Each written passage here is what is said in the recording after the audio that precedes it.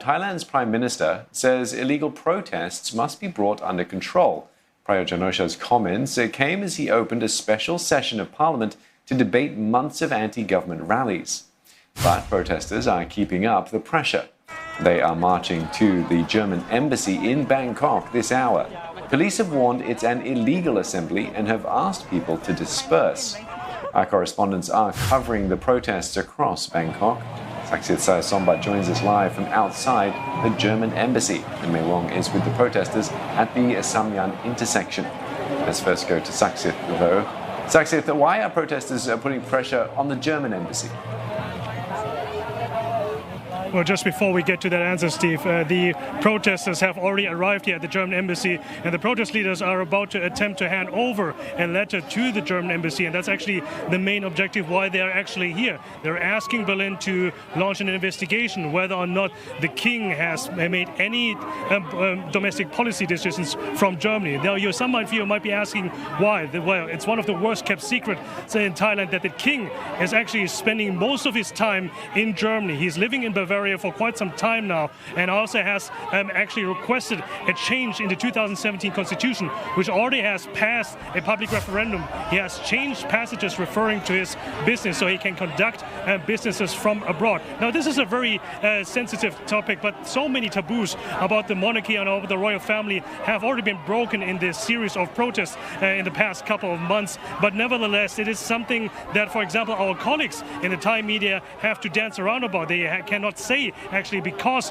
the Les Majest law still exists, which punishes criticism with up to 15 years. But then this has already become somewhat of a bilateral issue between Germany and Thailand ever since also local politicians and federal politicians in Germany have taken up an interest in this issue. It has started with local MPs in Bavaria asking the state government about what the king is doing in Germany during COVID-19 measures, despite COVID-19 measures and COVID-19 lockdowns, but also on a federal level, the German Bundestag, the German Parliament, the foreign minister was asked about whether or not the king is doing any foreign policy, any domestic policy decisions from German soil, which would be illegal. And German Foreign Minister Heiko Maas has also reiterated again from Berlin today, saying that they will not tolerate any decisions concerning Thailand while the king is still in Germany, and they say that it will have immediate consequences. So in that sense, it already goes to show that the protesters want to draw attention to this, that they have a kingdom where the king isn't here most of the time. Right, thanks, Saksit. Let us cross over to May now. Now, May, PM Prayut came under some pressure in Parliament today, and how are the protesters reacting? Indeed, the Prime Minister has come under pressure in Parliament.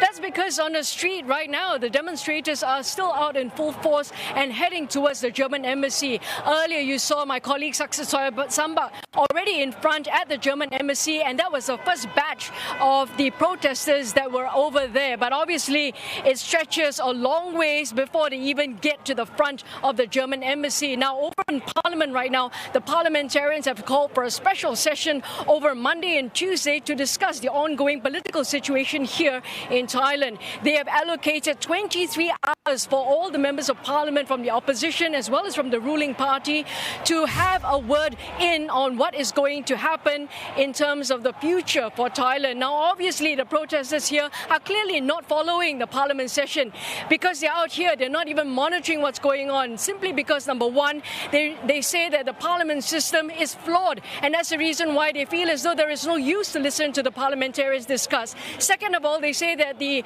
agenda for Parliament discussion right now is completely different from what the protesters are demanding. The protesters are demanding for Prime Minister Prayut Chan-o-cha to quit, and also for the constitution to be changed, and finally for the monarchy to be reformed. But none of these issues are going to be touched in Parliament, and that's the reason why the protesters continue to come onto the streets to make their demands heard loud and clear. Now, Prime Minister Prayut Chan-o-cha obviously started the Parliament earlier to say that everyone cares for this country. Everyone wants the better future for Thailand. And obviously, he's again calling on the protesters to go into Parliament, to have a dialogue session in Parliament and not to hit the streets like this, because it is really bad for Thailand in terms of having a very bad reputation for Thailand, and also because Thailand is now facing a very poor economy situation. And so he's calling on the protesters to say, let's have some flexibility. Let's come and meet in a middle ground and see how we can resolve this.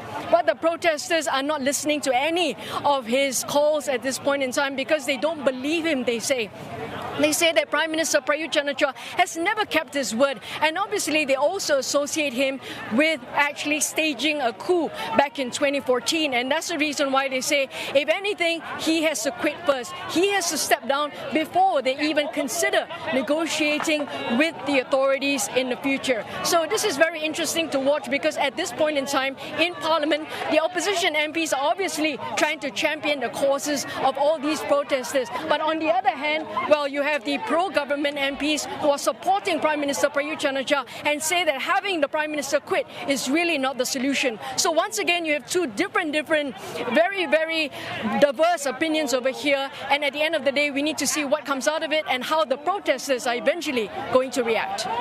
Thanks very much, Mi Wong there, and Saksit Sasombat reporting to us live from Bangkok on the ongoing protests.